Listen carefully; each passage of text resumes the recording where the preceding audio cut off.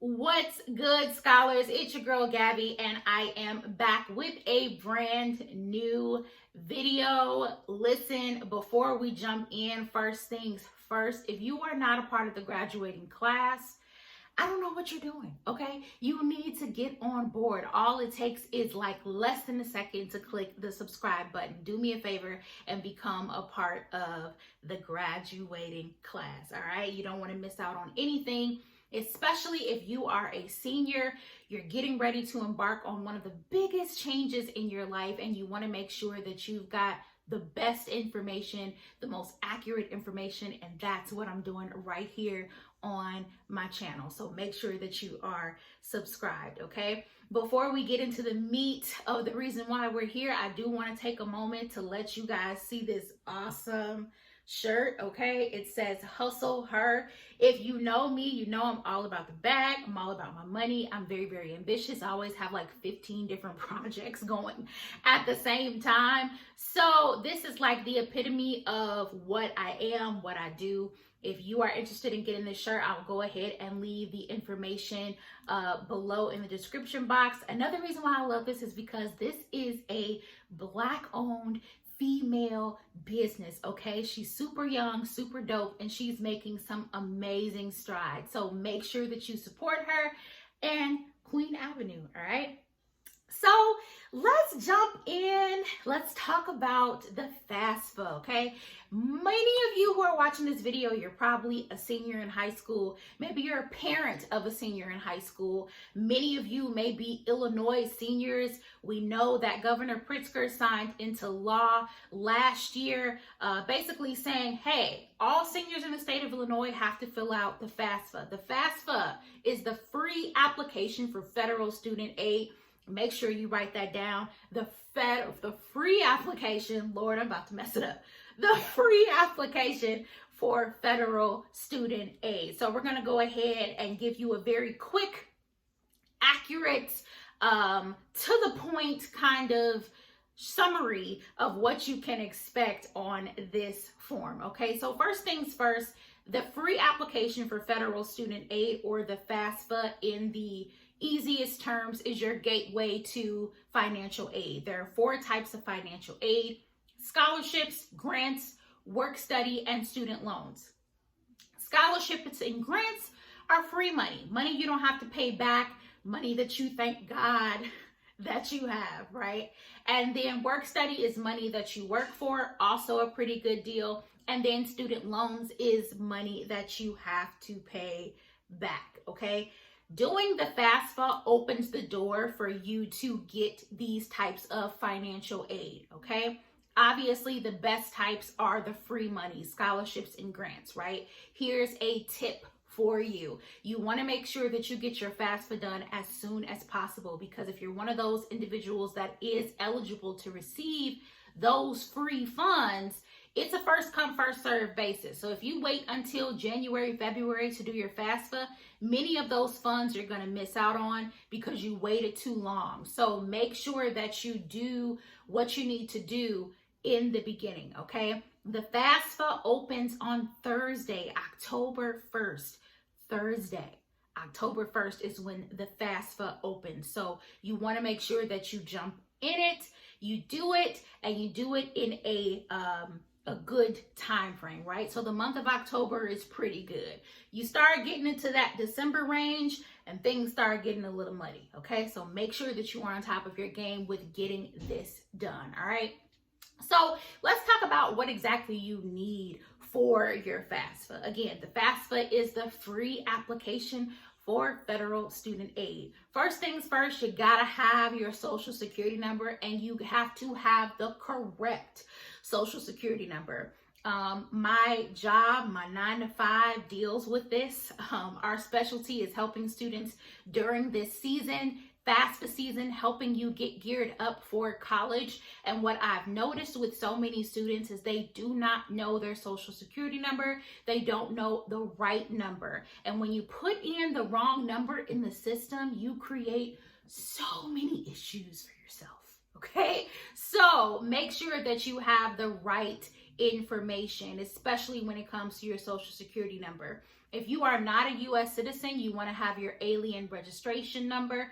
You also want to have your tax returns, your federal tax returns.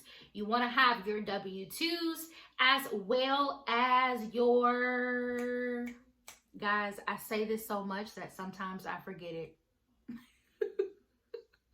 You want to have any documents of untaxed income. So if you're babysitting on the side and you're getting a significant amount of money from that, you want to make sure that you have some document showing that that is what you are doing, okay? Now, before you jump into your FAFSA, it's important to know that you need to have your FSA ID done. If you don't know what the FSA ID is, it is your electronic signature. At the end of the FAFSA form, it's going to ask you to sign. If you don't have no FSA ID, you cannot sign and you cannot submit. So make sure that you have your FSA ID done before you even start the FAFSA process. All right. I also have a video on that I did a few weeks ago, and it will be linked in the description box below for you to watch if you are needing some more information on that process. Okay. So let's do a quick overview of what you can expect to see on the FAFSA. First things first, they're going to ask you as a student your personal information. Social security number, your name, your address, all that good stuff. If you are a student who has financials, meaning if you're working or let's say you're an entrepreneur and you're making a decent amount of money, they're going to ask for your tax information as well, okay? The next thing that they're going to do is ask about the 10 schools that you may want to go to. The entire FAFSA process looks like this.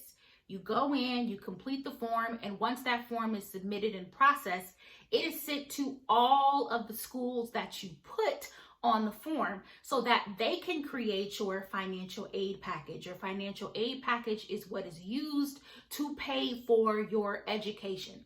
So what you put on this FAFSA and completing the FAFSA is incredibly important so that you can get the aid that you need to be able to move forward in your education. Okay, cool. We got that. Wonderful. So you want to make sure that you have a total of 10 schools ready to go. You may or may not go to some of them, but as long as you have that information out there, once the FAFSA is submitted, those schools will get your information, they'll formulate a financial aid package, and they'll send it to you. And then you can use that as kind of your guide as to what school you're going to go to, because if you were anything like me when I went away to school, my parents didn't have $50,000, $60,000 waiting for me to choose what school I went to. The money is really what made the big factor in me choosing what school I actually went to. So make sure that you put all of the schools that you may be considering on your FAFSA so they can send you your information and you can make an educated financial decision, okay? For those of you who are Illinois seniors that are watching, make sure that you put at least one Illinois college or university on your FAFSA, okay? I know many of you are like, I'm going to Spelman, I'm not looking back. It is what it is. I'm out of here, which may be the case, but I've seen it happen time and time again. Many students do not end up doing what they originally thought they were going to do. So save yourself the headache and go ahead and put that one school on there in the event that things do change, all right? The next thing the FAFSA is going to ask you about is your parents. They're going to ask for your parents' personal information, social security number, address, name, all that good stuff, as well as your parents' financial information, okay? So again, you want to make sure that your taxes are together, your W-2s are together, all of your financial information is together, okay? Cool beans. Once you're done with that, you're going to have an opportunity to review all the information that you put into the system. And then you'll go ahead and sign with your FSA ID username and password, and then you will submit. Now, before we get on to what you can expect after the FAFSA is over, let's talk about a few things. So there is an option on the FAFSA called the IRS Data Retrieval Tool. This tool makes things a heck of a lot easier. You don't have to go in and answer all the questions manually. What it does is it takes you or your parents' tax information and it links it to the FAFSA form that you are doing online. Here's the thing though, if you are going to use this, make sure that you put in the correct address. Whatever address is on your federal tax return form, you want to put it in the exact same way into the system for your FAFSA. If you do not, it will very likely mess up and not link. So make sure that you do that. Here's another tidbit about the FAFSA. It is very, very sensitive. So even the smallest thing, the wrong letter, the wrong number, the wrong street, it can throw off the entire process. So make sure that you are taking your time and you are putting in accurate information. Okay, cool. So once your FAFSA is submitted, yay, you've got it done, you signed it, it's out there for the U.S. Department of Education to look at. You can pretty much count on receiving a confirmation email. In that email, you will see something called the EFC, or the estimated family contribution. This number pretty much will help whatever school that you send your information to create your financial aid package. So if you have a high EFC, something above $20,000 or $30,000, you may not receive as much aid from that school. But if you have a low EFC, then you know that you're probably going to receive the maximum amount of aid that that school can give. Here's the thing. If you know that you are going to have a high EFC, or you get your information back and that EFC is super high, you need to go into overdrive with applying for scholarships. You want to get as many scholarships filled out in the next few months as possible. If you are an individual who has a lower EFC, you still want to make sure you're applying for scholarships, but you can also kind of take a little bit of a breath, knowing that depending on which school you go to, you may get a little bit more money off the bat. Okay, so there's that. All right. And then in the next 3 to 5 days, you should receive your student aid report, or you should be able to log back into the FAFSA system and see your student aid report, or the SAR.